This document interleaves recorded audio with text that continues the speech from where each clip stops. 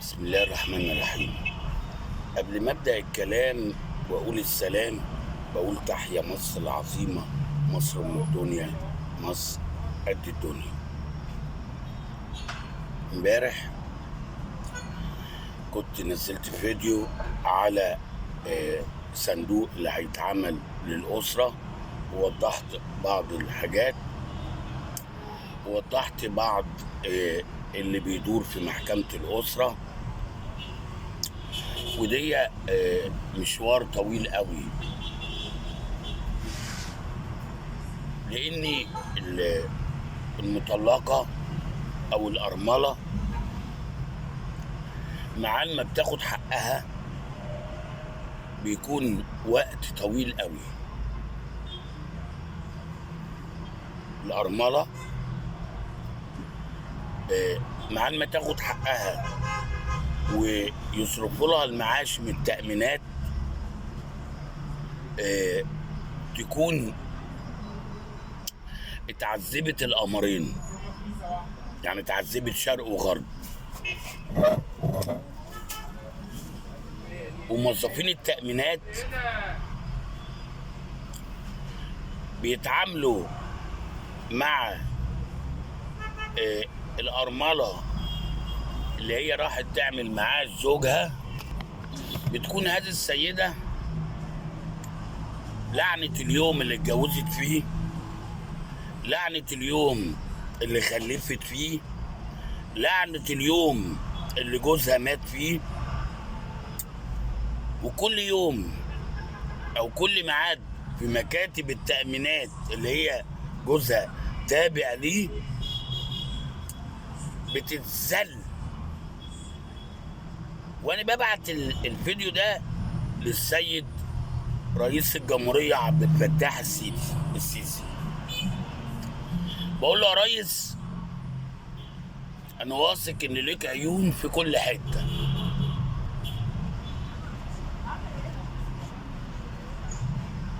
وشوف حد يمشي مع أرملة بتعمل معاش الزوج في التأمينات، وسيادتك هتشوف عجب العجاب. هتشوف حاجات ما ينفعش اي حد في الدولة يتدخل الا رئيس الجمهورية.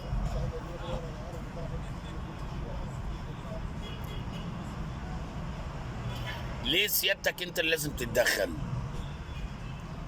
الست الأرملة بتعمل الاول، بتجيب شهادة الوفاة اللي بتطلع بعد 3-4 ايام، ممكن تقعد اسبوع، ممكن تقعد 10 ايام. شيء غريب جدا، موظفين الصحة. وبعدين تعمل شباك وراثة ان هي الزوجة والاولاد، شباك وراثة على جوزها المتوفي. قوانين وقواعد يعني مع الموضوع ده يخلص في المحكمة، وتجيب اللي هو شباك الوراثة او اعلان الوراثة او اي مسمى وراثة، وتتجه للتأمينات صور شهادات الميلاد كمبيوتر حديثة للولاد، شهادة ميلاد بتاع حضرتك، عاوزين أوراق، والأسبوع الجاي تعالي. بتسأل، تيجي الأسبوع اللي وراه، لا لسه بيتعمل له بحث. تعال الأسبوع اللي وراه، الأسبوع اللي وراه، الأسبوع اللي وراه. الموضوع ده بياخد شهور. ده بالتأمينات بعد ما خلصت المحكمة والحيكي والميكي في الصحة والمحكمة. طب ايه العقبة اللي في التأمينات؟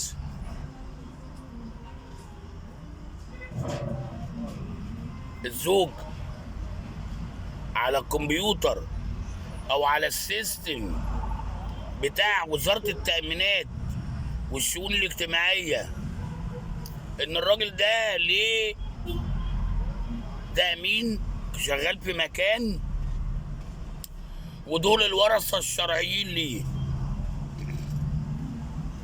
ودول الورثة الشرعيين ليه. مادام الشعب فتح الحتة دي والسيد رئيس الجمهورية فتح الموضوع ده، سيادتك لازم تعرف كل المشاكل مع موظفين الدولة.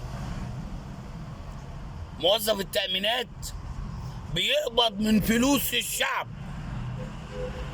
وبيقبض من فلوس العامل اللي بيتذل، هو بيقبض منه.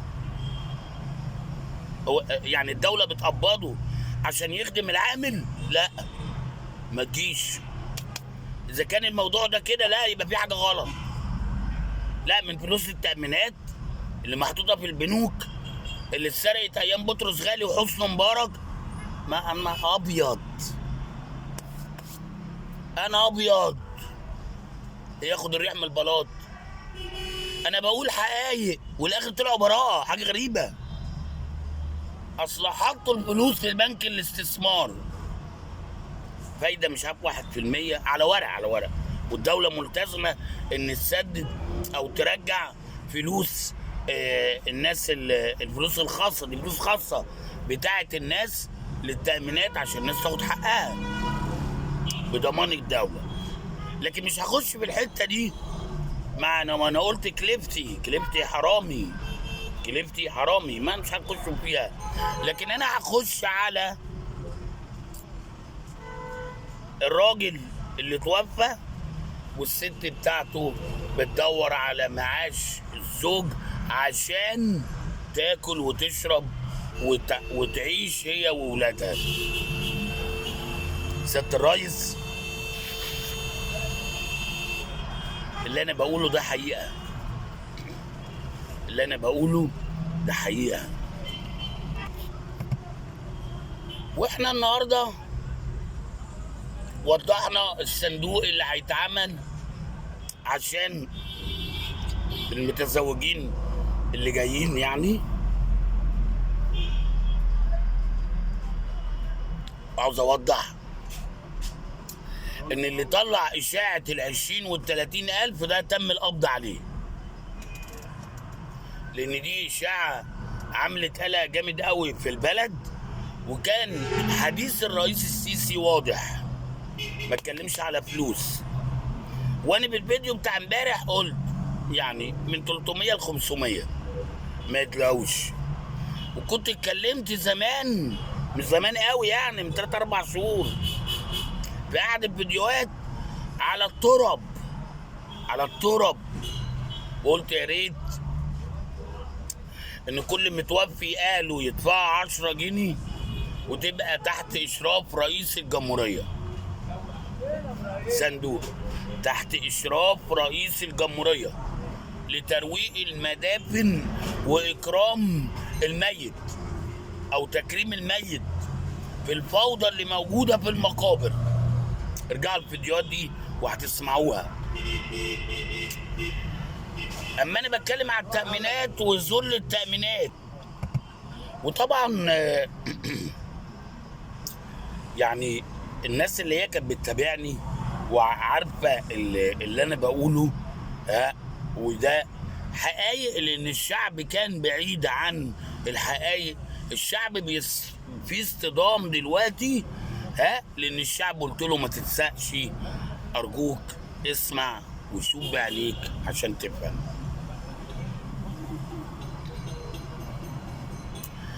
ختمت الكلام وقلت السلام، وقلت تحيا مصر العظيمة، مصر ام الدنيا، مصر قد الدنيا.